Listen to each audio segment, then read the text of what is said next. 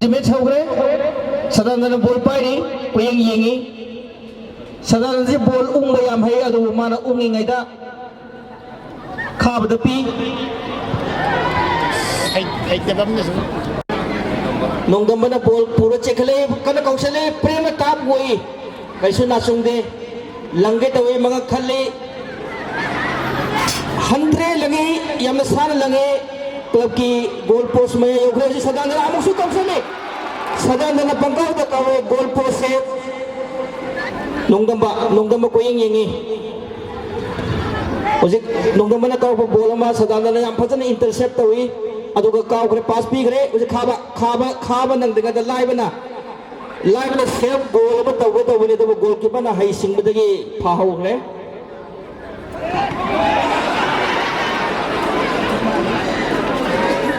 head तौगे नातोन पानग्रे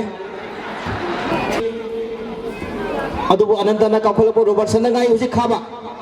नकन ball से Amarjit Robertson खाबा अदुबो खाबना ball गमहौदे player सिंगना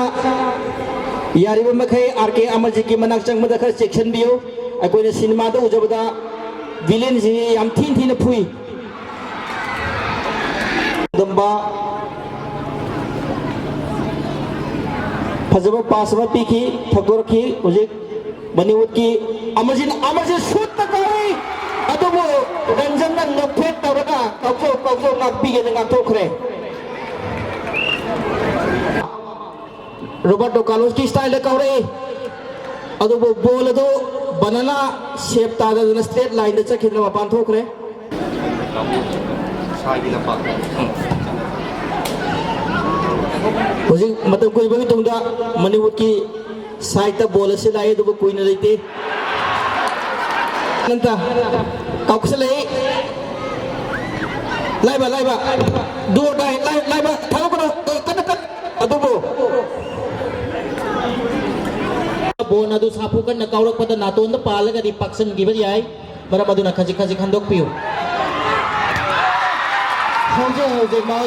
Ahaan गोल citizens club film actor सिंगी माइकई संसिन करे गोल नोंदम्बना